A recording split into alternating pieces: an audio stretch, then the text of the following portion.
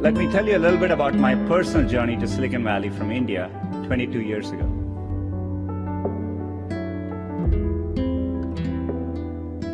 Growing up in India, like many of you, I got my first telephone when I was 12. In my case, it turned out to be a rotary phone, so it wasn't that great for selfies, but I still loved to call my friends, play with it, and sometimes take it apart. That telephone cemented my fascination with technology. I remember in my parents' house in Chennai reading about the invention of the transistor at Bell Labs. Of course, that initial invention helped found what became known as Silicon Valley, and out of that came companies like Fairchild Semiconductor and Intel and all the computers and software that we all use today. You can draw a direct line from that invention to the technology that powers your Twitter feed or your WeChat messages today. I remember reading about that and thinking, it's the idea that matters. It didn't matter where you come from or what your background is.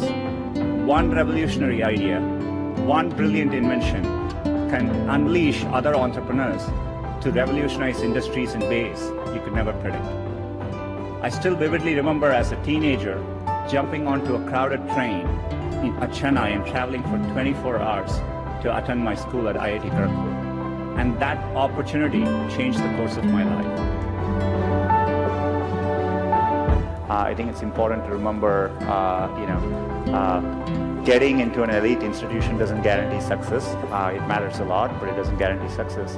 And I think it's important to keep that perspective in life. And life is a long road, and so you want to take it at the right pace and enjoy what you're doing. I think it's important to remember there are many different ways you can approach things, and what matters most is loving what you're doing and trying to do well at it. A lot of times when I was younger, people would say this person didn't get into this college or something, and that's the end of the road. I mean, life is so different from that, and so I think it's important to keep your hopes, keep your dreams, and try to follow them. And I think most of how life plays out is up to you, not up to what happens outside of you. And I think it's important to keep that in mind and take the long-term view. You want to aim high enough that you fail, a few times. I think that's the natural part of the process. In fact, Larry used to say, if you work on really difficult things, you're better off because you have no competition. Others aren't working on that difficult a problem. And even if you fail, you end up doing something great in the process. I think, working the real world, I would say, it is important to be well-rounded. It's important to, try different things, take some risks. I would encourage people to, follow their passions a little bit more, to follow set lanes throughout your career. When you're trying to run something at the scale of Google, we have now over 60,000 people, and you rely on other strong leaders. I think a lot of what I do is, I have an outstanding leadership team.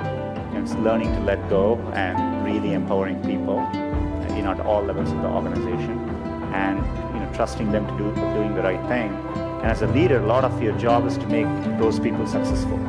It's less about trying to be successful and more about making sure you have good people, and your work is to remove barriers, remove roadblocks for them so that they can be successful in what they do. And so that's how I've always thought about it. And I've also valued teamwork quite a bit. And I think it's really important to build organizations where people actually want to work together.